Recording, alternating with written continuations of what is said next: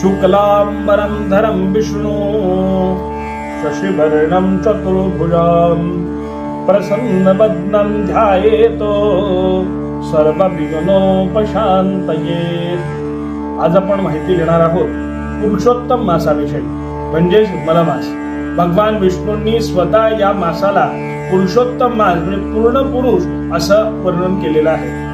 भगवान विष्णूंनी स्वतःचं नाव या मासाला दिलेलं आहे। आता अधिक मास का पुढे येणारे ऋतू सर्व व्यवस्थित चालावे यासाठी दर 2-3 वर्षानंतर हा अधिक मास येतो। अधिक मासामध्ये जे जे कर्म करतात ते देवाला अधिकतम प्रिय सांगितलेले आहे। कोणाला? विष्णू देवतेला अधिकतम प्रिय सांगितलेला आहे।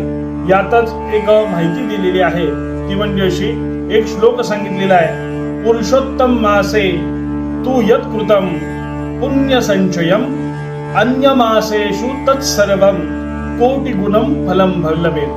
मतलब म्हणजे काय, तर याचा अर्थ असा आहे, पुरुषोत्तम मासामध्ये केलेलं दान हे इतर महिन्यांच्या मासापेक्षा अगदी पर्वतासारखं आहे, मेरू पर्वतासारखं आहे, म्हणजे अधिकतम फल देणारं हे पुरुषोत्तम मासातलं दान सांगितलेलं आहे। आता बऱ्याच जणांना प्रश्न पडतो, या मासामध्ये करायचं काय?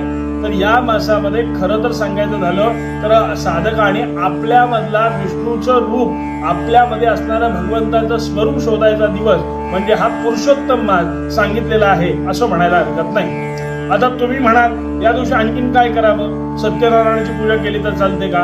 होय, सत्यनारायणाची पूजा चालते, ते विष्णूचंच रूप आहे, म्हणून विष्णूची उपासना या पुरुषोत्तम मासामध्ये सांगितलेली आहे।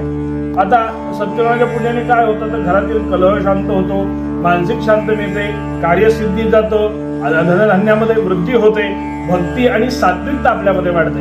म्हणून पुरुषोत्तम मासामध्ये विष्णूचं स्मरण केलं किंवा विष्णूच्या नावाने यज्ञ केला, लक्ष्मीनारायण यज्ञ केला तरी चालू शकतो। फक्त या मासामध्ये शांती कर्म कोणतंही होत नाही। का होत नाही? तर या दिवशी देव साक्षात शयनामध्ये म्हणजे म्हणायला गेलं तर साधनेमध्ये मग्न असतात, योग साधनेमध्ये मग्न असतात। म्हणून या दिवशी आपण जे जे कराल ते भगवंताला प्रिय म्हणजे कोणाला? विष्णू नारायणाला प्रिय असणारे त्या गोष्टी कराल, त्या सर्व अधिकतम चांगल्या होतील। आता या दिवशी करायचं काय नाहीये, या दिवशी विवाह असेल, गृहप्रवेश असेल, नूतन कार्याचा शुभारंभ असेल, उपनयन असेल, आघाडसारख्या गोष्टी या दिवशी करायच्या नाहीयेत, या महिन्यामध्ये करायच्या नाहीयेत। आता तुम्ही म्हणाल ते का? कारण विष्णूची कृपा असणं गरजेचं आहे त्या दिवशी। म्हणून विष्णूला प्रिय असं काय आहे तर विष्णूला प्रिय आहे ते म्हणजे उपासना, साधना। या दिवशी तुम्ही ती करू शकता आणि विष्णू नारायणाचं पूजन सुद्धा आपण या घरामध्ये करू शकता।